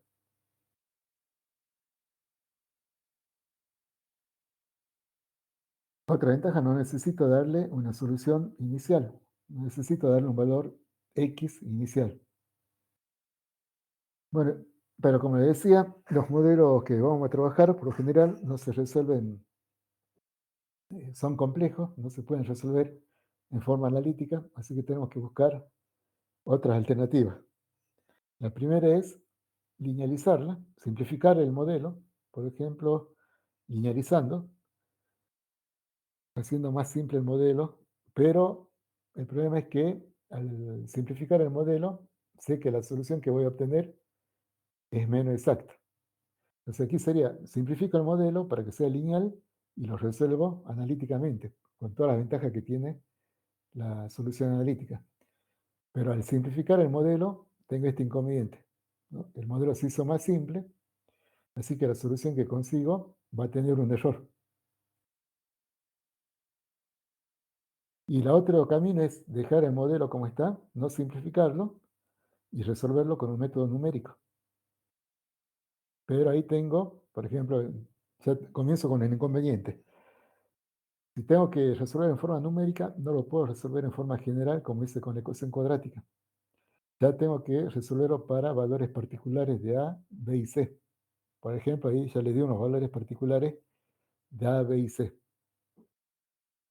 Ahora resuelvo con el método de Newton y encuentro una solución. Por ejemplo, me dice que X1 es 2.0. Primero, el inconveniente que tengo es que una solución particular sirve solamente para estos valores de datos, de parámetros. No es general como el que me daba la solución analítica. El otro problema es que agrego un error numérico. Por aquí tengo que estoy asegurando el primer cero. El resto no lo aseguro porque detuve el cálculo, detuve las iteraciones antes de que se estabilicen los otros decimales. Así que acepto que conozco la solución hasta el primer decimal. Y tengo otro problema, que aquí me dio una sola solución. Y si yo no supiera que esta ecuación tiene dos soluciones, me perdería la otra solución, ¿no? Para encontrar la otra solución, tengo que saber que existe otra solución y tengo que inicializar el método numérico desde otro punto de partida para que encuentre la otra solución. Bueno, todos estos problemas lo tenemos por usar el método numérico. Y es lo que va a pasar en simulación. En simulación, por lo general, vamos a resolver todo en forma numérica. Entonces, siempre hay que tener en cuenta esta característica del uso del método numérico.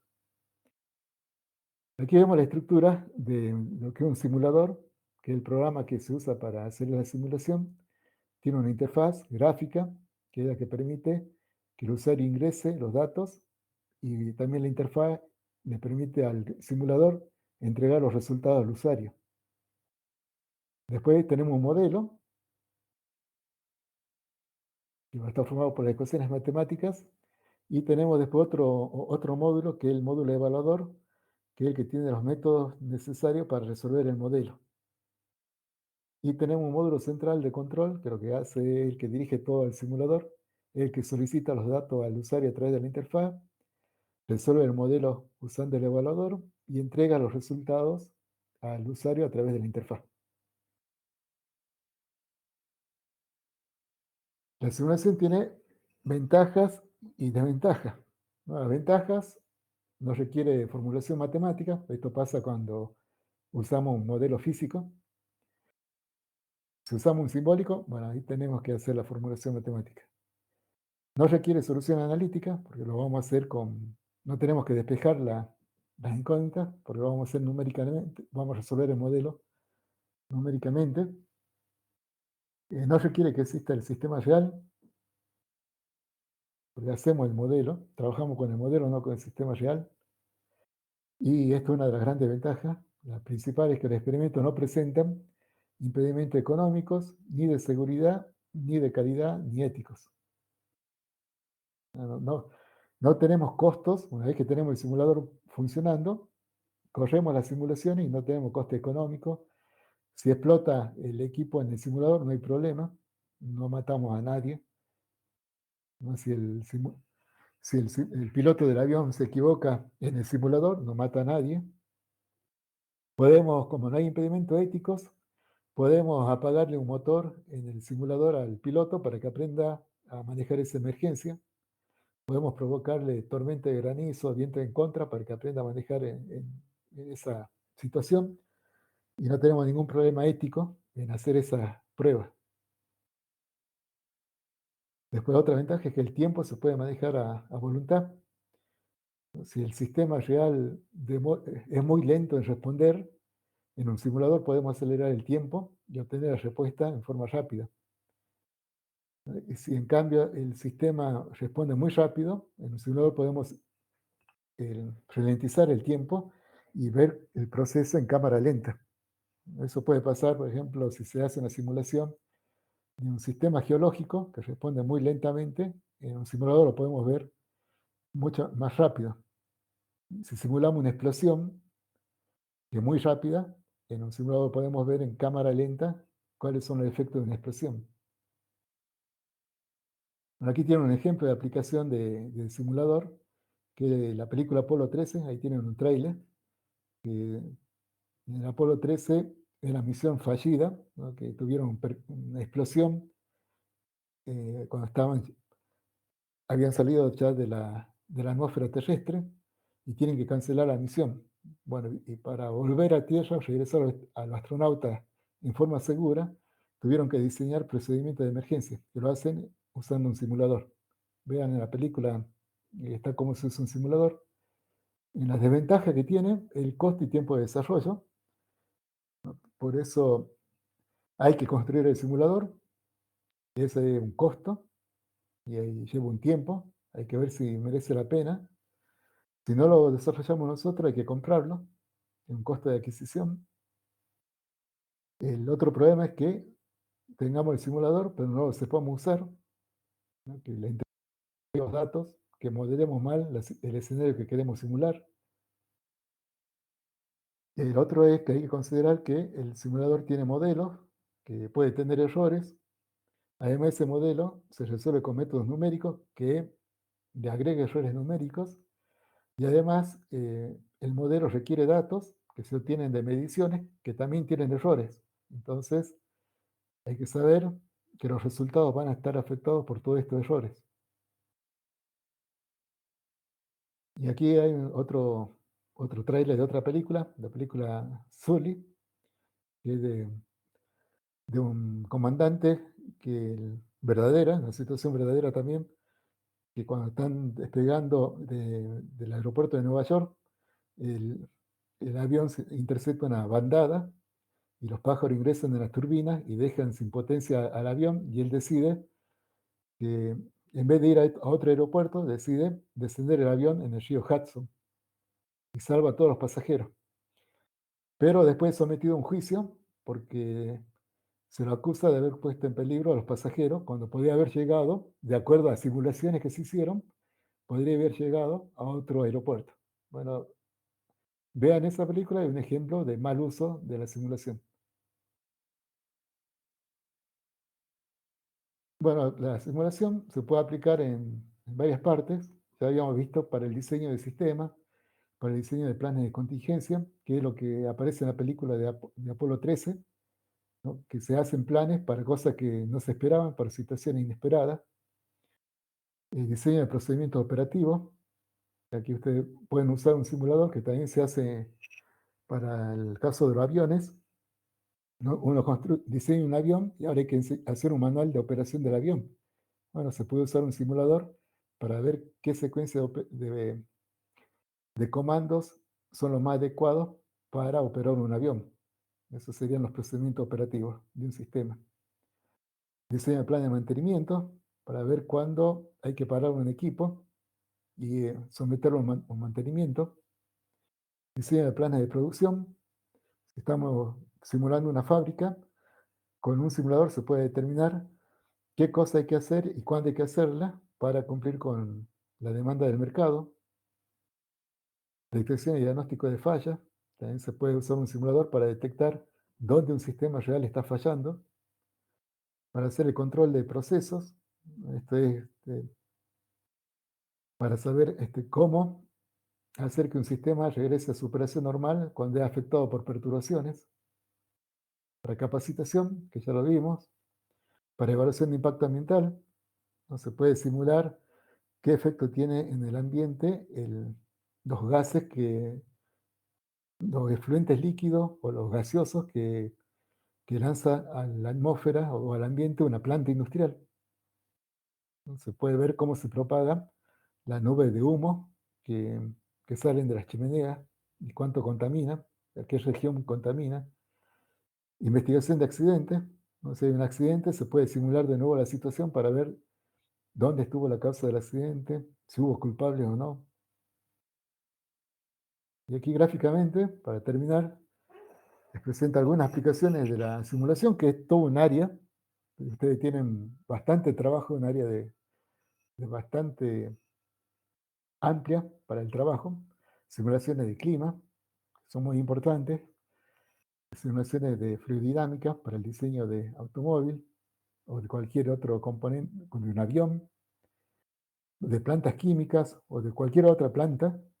Todo se simula antes de construirla y después, una vez construida, para operarlas. De accidentes, ¿no? Para el diseño de barandas o para ver cómo ocurrió un accidente. Aquí de una plataforma petrolera. Imaginen ustedes que para invertir en una plataforma petrolera hay que estar seguro que las olas no se las van a llevar. Bueno, primero se hace un estudio por simulación. Aquí tenemos una aplicación de astronomía, donde se simuló un agujero negro. ¿Cómo se podría ver un agujero negro? Y esto se confirmó hace poco, creo que en el 2019 se sacó la primera foto de un agujero negro que es bastante parecida a cómo se había simulado.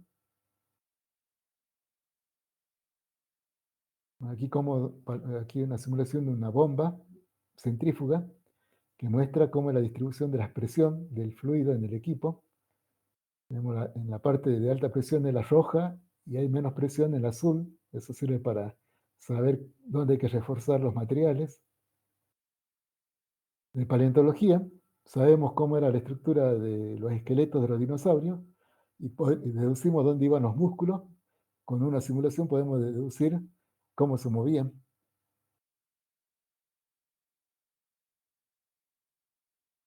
Después este otro tipo de simulación que la vamos a ver en la materia, que es qué pasa cuando cuando interviene el azar, cuando hay conductas que son afectadas por el azar. Y eso ocurre cada vez que hay personas en el sistema.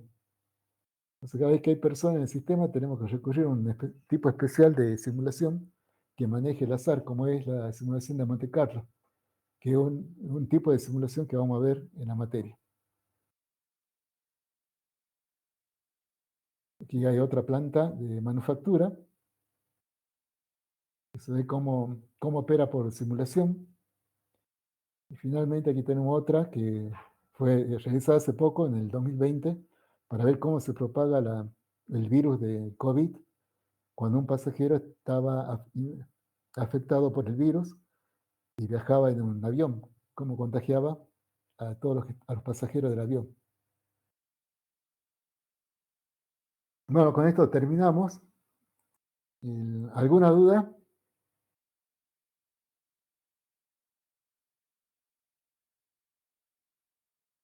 Bueno, entonces les recuerdo que voy a ya voy a actualizar el programa enseguida, todavía no lo descarguen el programa de la materia, y también enseguida voy a subir la presentación. Recuerden entonces que este viernes no hay clase, ¿no? El martes tampoco, y el viernes sí va a haber clase, ¿no? El viernes sería, a ver, bueno, el 22 no tenemos, el martes tampoco, el viernes sí vamos a tener, el 29, y ya el 2 también vamos a tener, y esperemos que no haya más paro, ya tendríamos normalmente. No se olviden de la evaluación diagnóstica, que es obligatoria, y lo tienen programado para este viernes. Bueno, ¿alguna duda? Las actividades recién se darían el 26 entonces. ¿Cómo las actividades? El primer TP. No, el primer TP todavía no lo van a tener, ya le anunciamos con tiempo. A ver, lo que pasa es que se modificó el calendario. A ver, vamos a verlo. Los que sí tienen que revisar, tienen una semana para hacer, que sería hasta el 26, son la lectura de todo este material y el cumplimiento de estas actividades, ¿no? De las que están en actividades iniciales. Eso sí tienen tiempo hasta el 26. Entonces no dejen de cumplir esas actividades, que es cuando la semana que viene es que vamos a revisar eso para ver quiénes están efectivamente en el aula y cursando la materia. Los del TP todavía no se preocupen, quiero ver cuándo estaba programado. Materiales.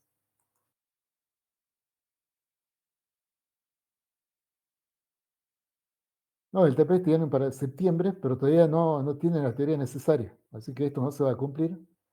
Ya les vamos a avisar con tiempo cuándo se habilita. Nosotros, una vez que habilitamos el módulo, tienen una semana para hacer el trabajo práctico. Entonces, habilitamos el módulo del TP1, ahí tienen una introducción teórica, que eso está en la guía rápida del aula, y les entregamos la guía y van a tener una semana para resolver el trabajo práctico.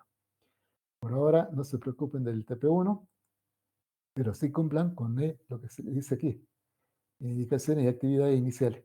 que eso sí tiene una semana. ¿Alguna otra duda?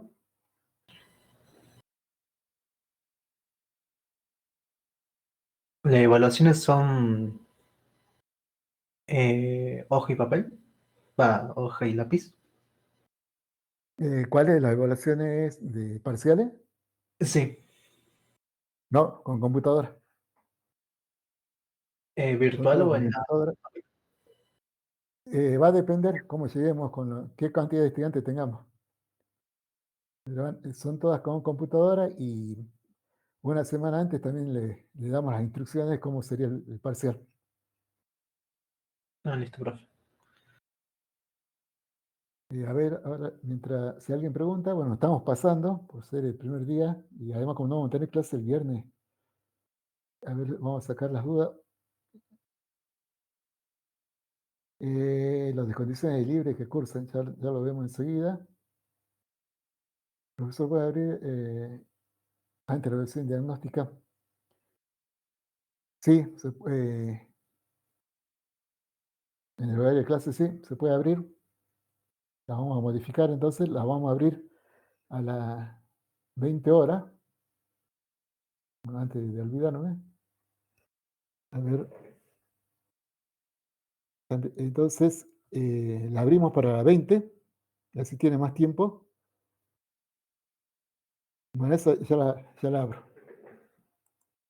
Después, a ver qué otra pregunta era. ¿Los deben hacer el diagnóstico? No, lo que cursan en la parte condicional no tienen que hacer el diagnóstico. Después sí cumplen con el trabajo práctico y con los parciales. Bueno, la parte de condicional tienen que leerla, para que no haya malentendido, está escrita. Que no es condicional, ¿no? Están rindiendo en cuotas la parte práctica del examen libre. Por eso lean atentamente, está en la última parte, lo que tienen que cumplir, ¿no? Tienen que notificar a la cátedra que van a tener esa modalidad. Después lo importante es que tienen solamente 2 turnos para presentarse. No es que por aquí le decimos que no otorga la regularidad, no tienen la regularidad, sino que están rindiendo la parte práctica del examen libre y que se la consideramos durante 2 turnos, que sería diciembre y febrero. Así que se tienen que presentar en diciembre o febrero. Y para esa fecha ya tienen que cumplir con lo que solicita el reglamento de examen libre. Una de las cosas que solicita es que tienen que tener aprobadas todas las correlativas de la materia. Así que si están cursando en forma adhiriendo a este sistema porque no tienen las correlativas, tienen que resolver ese problema antes, si no les conviene adherir a este sistema, porque no van a poder rendir el final. Entonces lean con cuidado lo que está aquí, detenidamente lo que está ahí. Y después, si deciden adherir al sistema, siguen este procedimiento.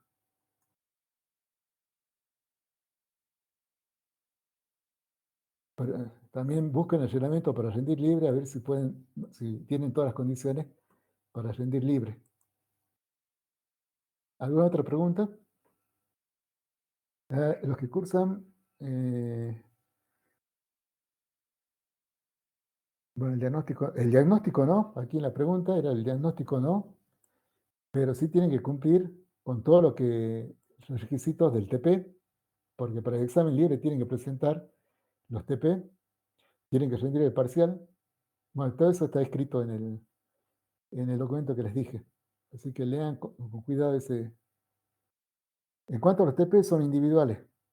Eso lo vamos a aclarar cuando presentemos el TP. ¿Alguna otra duda?